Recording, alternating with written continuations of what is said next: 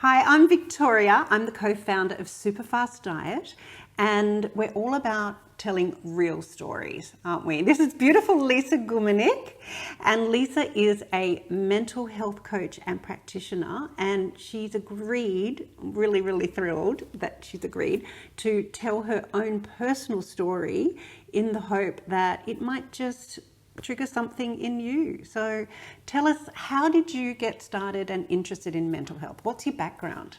My background is, if I look at my corporate career back in 2012, and for many years, I worked in corporate roles, and my own inner foundations weren't stable. So in 2012, I was having this amazing year and I was on this massive high. Because you're a massive high achiever. Yep. She's a bit, being humble here, but yeah, massive success, really, super high achiever, probably a bit of a perfectionist. Absolutely. And push, go. So, I was winning awards at work for outstanding achievement, and I was really connecting and bringing teams together, and I was really enjoying it. But I was also depleting myself on so many levels and layers. So I was exercising like there was no tomorrow. So it was massive gym junkie, 40-kilometre cycle across the Harbour Bridge and back with 2 boot camp sessions. Wow. On a Saturday morning. And that was just Saturday? That was Saturday. I was doing boot camps at work. Yeah. And then boot camps and exercise after work. So a little extreme. Really pushing.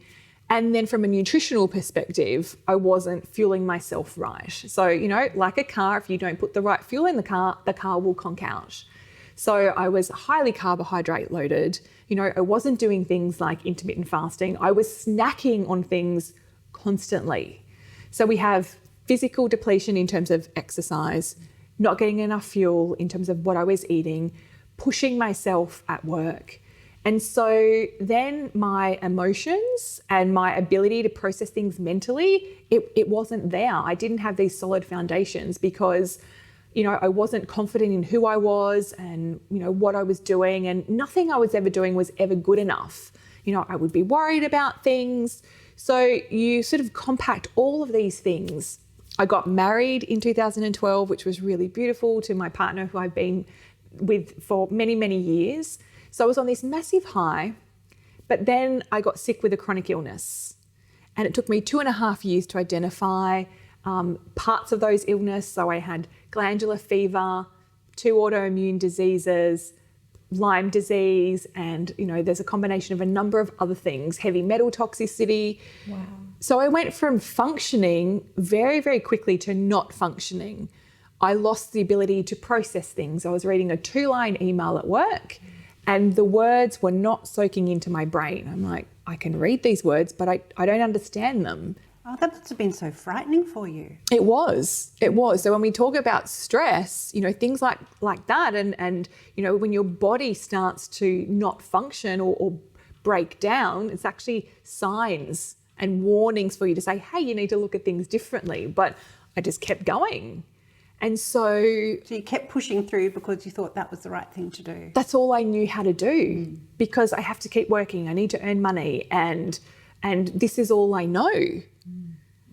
And so when push, becoming unwell, not able to read, gut symptoms, and a whole of other symptoms, and then emotionally and mentally, I wasn't able to process what was happening. Wow. I had fatigue, chronic fatigue, really bad fatigue. And so eventually I had to stop working. Oh, that must have been just so hard. So what did you do then?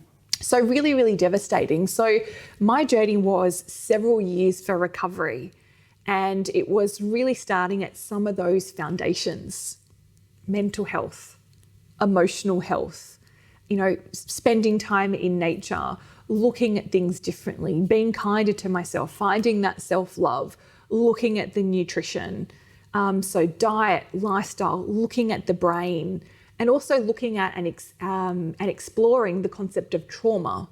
So, we talk about how the body processes things, the nervous system, the limbic system, really looking at everything in a holistic way. Brilliant. So then you started to study. Yeah. So I went on this self-discovery journey of trying to create and find wellness. So I started off with some of those foundations in terms of, nutrition and fuel, and looking at things like meditation and mindset, and then kept studying and looking at things like energetic health in terms of what can we do for our physical bodies in terms of energy and how we use our energy. Because, we are energy, and energy is fuel. Like, we have energy or we don't have energy, and how can we conserve it and how can we manage it and process it. And then looking at things like neuroplasticity. So looking at, the brain and how the brain functions and the subconscious. So, I was trying to look at things from a very conscious perspective, with my mind. What are the things that happen consciously that I have control over? But a lot of also what I had been through, there was a lot of, limiting beliefs, things that were stored in my subconscious, in my nervous system that needed processing. So then I became a practitioner in all these different, modalities. Yeah, well, that's fantastic. So would you call what you went through burnout? Is that what you would call it? Or is it worse than that? Well, I would call it stress, anxiety, overwhelm, burnout, immune deficiencies. So, I had one particular day, I had over 40 symptoms. Oh, wow. 40 symptoms on one day.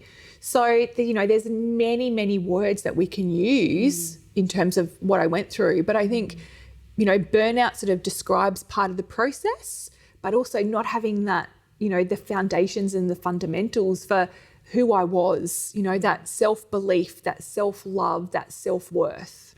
So what advice would you now give to somebody who might be thinking, that sounds a little bit like me, I might be heading down that path? Yeah, that there absolutely is hope.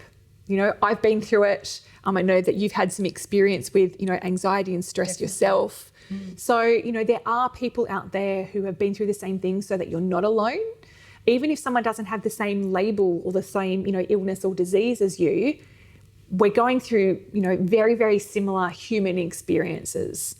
And there are a number of things that you can do from a self-help perspective, but there are also some very, very trained practitioners who can help and support you.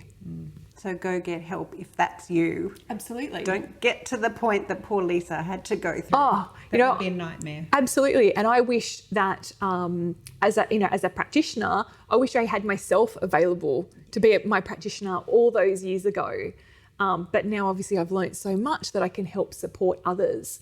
There's so many new, tools and techniques and modalities that have become available for people now. Yes, that's right. So there's so much help out there. If you feel like you need help, please reach out. Yeah. Thanks so much, Lisa. Thanks for having me. Thanks for sharing your story. My pleasure.